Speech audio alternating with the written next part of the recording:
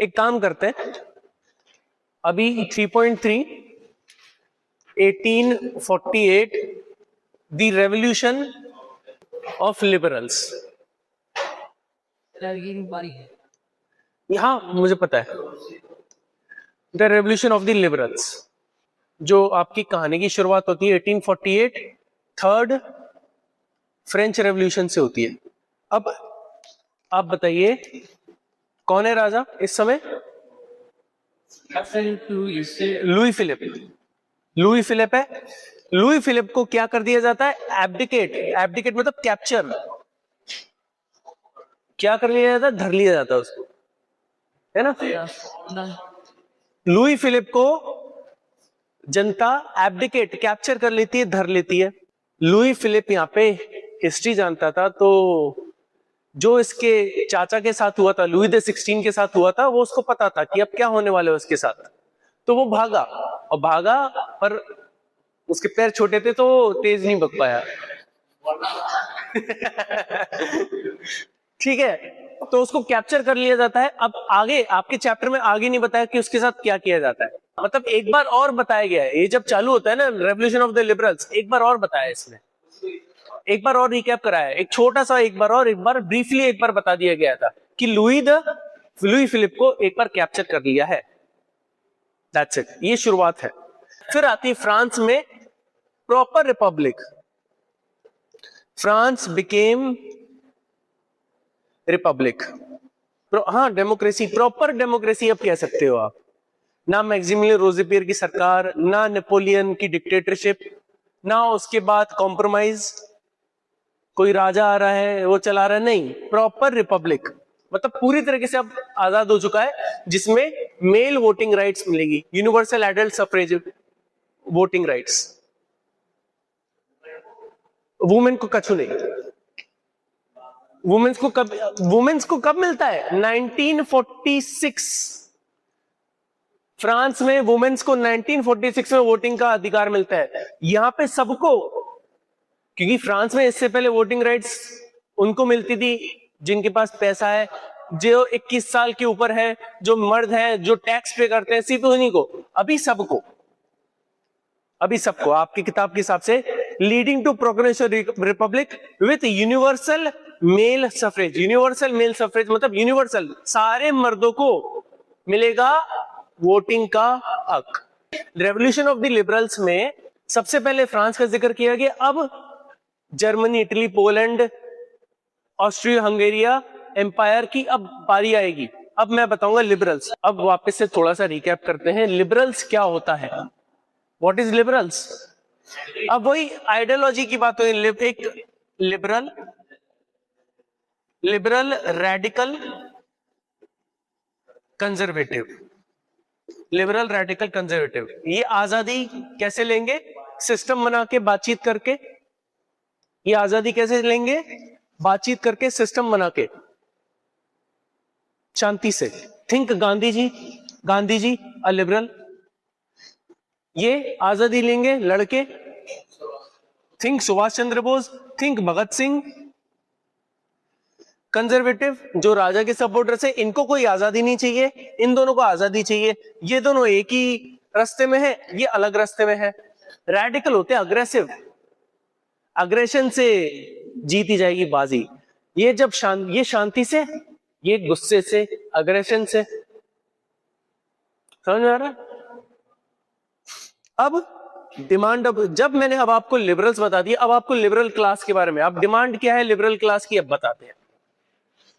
अब liberal class, अब ये जो लिबरल रेडिकल कंजर्वेटिव है, ये पूरे यूरोप में फैले हुए हैं, इस सोच के। अब demands of the liberal class, अब लिबरल्स क्लास की डिमांड, ऑफ कोर्स इनको भी आजादी चाहिए, ना, इनको भी इंडिपेंडेंट नेशन चाहिए। अब जैसे कि आप कह रहे थे, हम भी कह रहे थे कि फ्रांस में शुरू होता है और यहां फैलता है। तो लिबरल्स जो हैं, जो जर्मनी में है, इटली में है, पोलैंड में है, ऑस्ट्रिया में है, रशिया में है, वो धीरे धीरे वो भी आजादी पाना चाहेंगे कि नहीं? इसमें कहानी थोड़ी सी जब आगे जाएगी, अभी जर्मनी का जिक्र किया जाएगा, क्योंकि इसके डायरेक्ट के बाद, रेवोल्यूशन ऑफ द लिबरल्स के डायरेक्ट बाद कौन से टॉपिक आ गया है? Unification of Germany, Italy, unification Germany, Italy, Britain. क्योंकि एक बात मैं बताऊं, पोलैंड के बारे में तो अभी हमने देखा था, पोलैंड के बारे में हमने पढ़ा कि नहीं रोमांटिसिज्म वाले में, तो पोलैंड में तो आजादी मिलेगी नहीं, नेशनलिज्म आएगा नहीं, नेशनलिज्म बहुत बाद में आएगा, अभी तो रोमांटिसिज्म चल रहा है यहाँ पे, पोलैंड में रोमांटिसिज्म चल रहा है ना, कैरल कुरपिंस्की यहाँ चलाते हैं। ऑस्ट्रिया में ये वर्ल्ड वॉर 1 से जुड़ा हुआ है, ये भी वर्ल्ड वॉर 1 से जुड़ा हुआ है। ये दोनों जो कंट्री है, ये बाल्कन रीजन्स में इसका जिक्र है, नेशनलिज्म इन यूरोप में इसका सबसे आखिर में जिक्र है। तो मेनली जर्मनी और इटली, वहां के लिबरल्स, मेनली जर्मनी है अभी टॉपिक में, मेनली जर्मनी। सिंपल सी, जो लिबरल्स है इनकी डिमांड्स यहाँ पे इन देशों में होगी, पर डिमांड, अब एग्जैक्टली मैं डिमांड पे अभी भी नहीं आया हूं। डिमांड क्या है?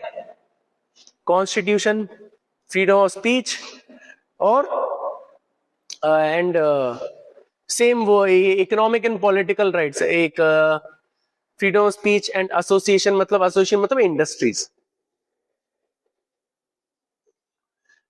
ये 3 डिमांड लिबरल्स की, ये 3 डिमांड है, ये दोनों पॉलिटिक्स और ये दोनों इकोनॉमिक। अब देखते हैं क्या स्टेप्स लिए, कैसे स्टेप्स लिए इनने आजादी के लिए। रेवोल्यूशन ऑफ द लिबरल्स, अभी जर्मनी देश बना नहीं है, बस उसका भी आइडिया है, जर्मनी देश का भी एक आइडिया है, पर ज़ोल्वरीन है। अब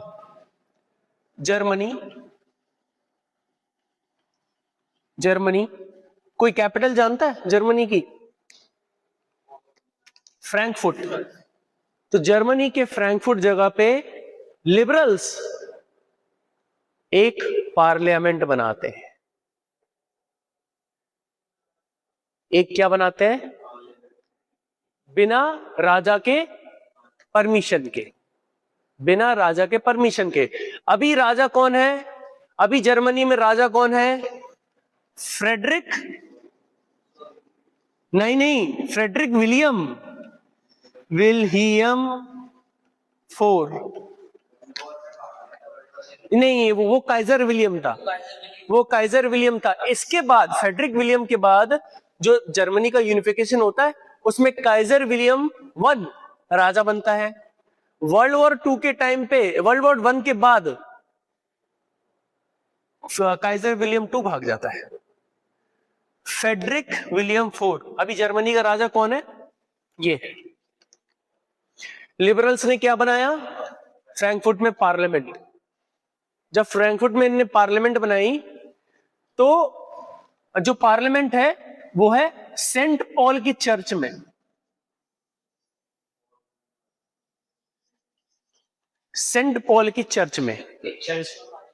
चर्च में इन्होंने बनाई पार्लियामेंट। अगर आपको फ्रांस का याद आ रहा होगा, तो फ्रांस में भी इनने एक बड़े से नहीं, इनने भी फ्रांस में भी इनने जो कॉन्स्टिट्यूशन बनाया, इसने पार्लियामेंट बनाया था, वो एक बड़े से टेनिस के ग्राउंड में बनाया था।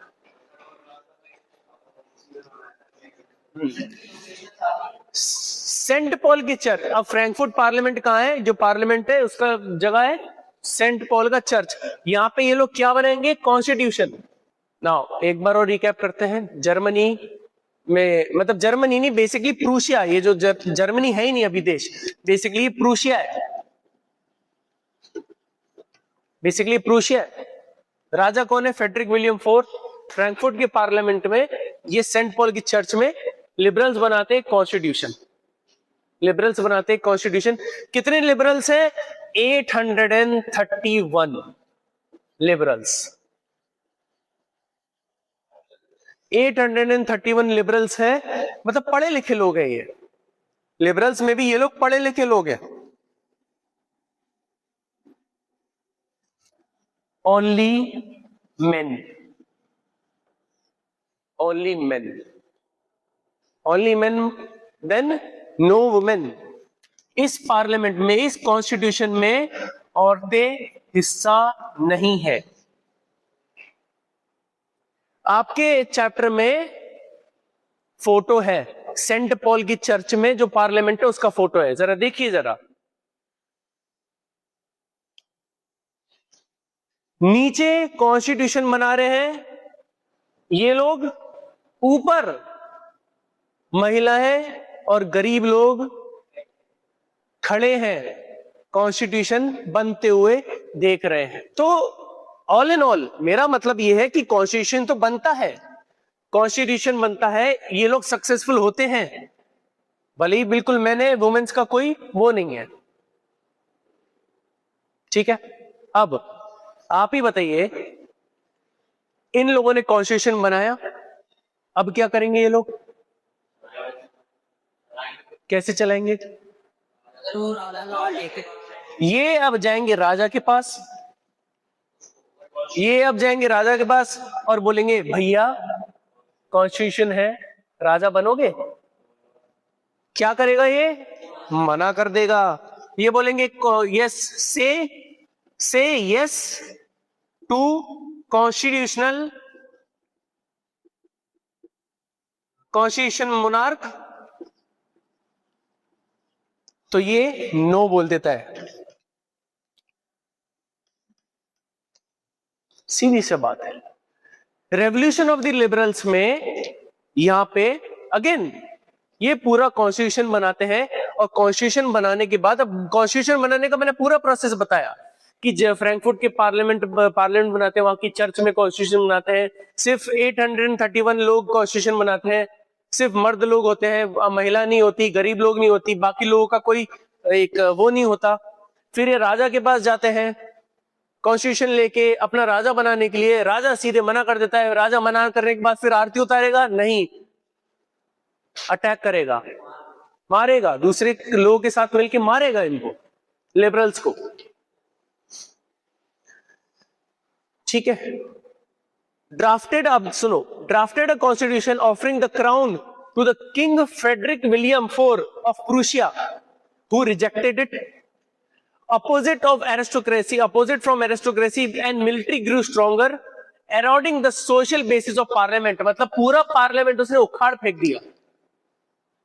फेडरिक विलियम IV को इतना गुस्सा आया, क्योंकि गुस्से वाला राजा था ही ये गुस्से वाला था, इसके आगे वाली जो नस्ल है काइजर विलियम I वो भी बहुत गुस्से वाली, तो उसने पूरा फ्रैंकफर्ट पार्लियामेंट को पूरा डिस्ट्रॉय कर दिया। पर एक चीज ये फेडरिक विलियम IV समझ चुका था, एक चीज समझ चुका था, आज तो मैंने इनको भगा दिया, आज मैंने इनको हरा दिया, कल हो सकता है शायद मैं हार जाऊं, कल हो सकता है शायद मैं हार जाऊं, और अगर मैं हारा तो मेरी जितनी भी पावर है वो इनके पास चली जाएगी। तो क्यों ना मैं खुद ही से ही जर्मनी का देश बनाऊं। प्रूशिया का राजा बोलता है क्यों ना मैं खुद ही से ही जर्मनी वाला देश बनाऊं। इसको पेश करा, खुद मोनार्क बनता है सीधे, कॉन्स्टिट्यूशन मोनार्क क्यों बनेगा? जर्मनी को एक करेगा, जर्मनी को एक करेगा, पावर खुद के हाथ में लेगा। राजा राज तो तब खत्म होता है जब काइजर विलियम I भाग जाता है, उसके बाद हिटलर आता है, हिटलर डिक्टेटर बनता है, फिर हिटलर मरता है, फिर उसके बाद जर्मनी ट्रैक पे आती है उसके बाद।